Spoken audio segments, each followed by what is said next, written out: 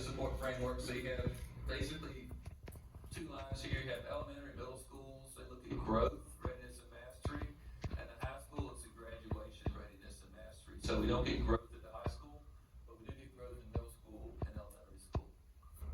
And it goes down to performance. That's kind of where the points come from. 65% goes to mastery, 25% is in growth, and 10% is in readiness, for a total of 100% for elementary. In middle school, it's 60% mastery, 20% growth, and 20% readiness. And in high school, it's mastery, graduation, and readiness. And those are the categories we have to get evaluated on, and there's a point value associated with each. So indicators within each component: growth looks at reading and math. Expected growth is 12.15%. Mastery, the 65% of that is reading, SOL, and BAP tests. Math, SOL, BAP test. Science, SOL, BAP test at 10%. Progress in English language proficiency. And in the readiness category, it looks at chronic absenteeism, and it looks at the 5 C's performance. This coming year, they will not use the 5 C's.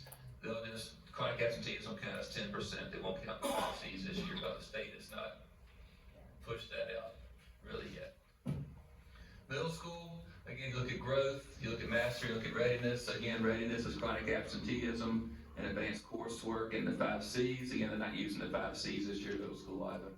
But so there'll be more points pushed towards chronic absenteeism and advanced coursework. Once you go through all the calculations, there are 4 categories for schools. We can be distinguished, we can be on track, we can be off track, or we can be needs intensive support. We have one school that will be distinguished, which is 90 points and above. It's only 10% of schools in the state qualify for this, and we have one, and that is temperance. We have multiple schools that are on track. The high school, Amherst Middle, Amherst Elementary, and Ellison and Elon are all considered to be on track.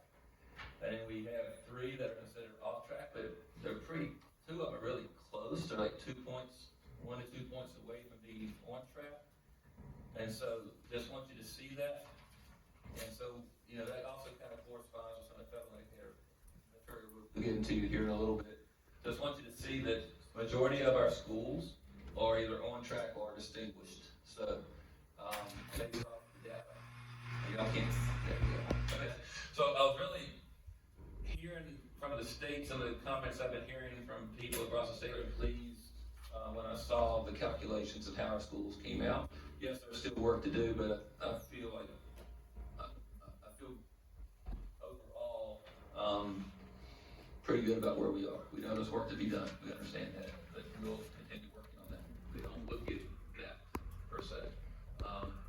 So TSI, we have 3 schools that are identified as targeted support and improvement schools. They're identified annually, and it's based off subgroup data. So it's strictly subgroups and how those subgroups perform. Schools can be Title I or non-Title I, and they have low performing student groups. And the subgroups are economic disadvantaged, English learners, students with disabilities, Asian, Black, Hispanic, multiracial, and white are the subgroups the federal government looks at. So under targeted improvement, again, none of our the high school was not, so a lot of this on step 1, looking at federal graduation index, so it doesn't really count for us because ours weren't at the high school level. But it looks at things at the 2 consecutive years and the lowest 2 quarters. But under step 2, if the EL student group was identified in step 1, retained schools did not meet the interim EL progress for 1 year and so forth. And in step 3, retained schools, this is where most of ours are, retained schools did not meet the interim progress for chronic absenteeism for 2 consecutive years and are not accredited using most recent school year data. So mainly they're using criteria 3 when looked at our schools. 1 and 2 did not really apply. In early September, when we talked to off school quality, none of our schools were identified. And 2 weeks later, 3 of our schools were identified because they changed the criteria. We had Mass Heights Elementary, and I went to all 3 schools. Well, Mass Heights this morning and Nelson and Central yesterday, and kind of walked the staff through this a little bit so they understood it. Madison Heights, the reporting group that was found as needed targeted support were the white students at Madison Heights. At Mount Ellison, we had the biggest grouping of students, economically disadvantaged, students with disabilities, Black Black students, multiracial, and white students. And in Central, we have students with disabilities and white students. So those are the groups that are targeted, that we have to do targeted interventions for. For the teachers, what I'm asking teachers to do is make sure your students, we identify our students, we know their strengths, we know their weaknesses, and we move them forward. Gobble up some of the data that we've seen and where we ended the year last year and where we're at now, and it's a struggle, but we're moving forward. It seems slow, but it's an ongoing effort, and I want teachers to know that we're rooting for you.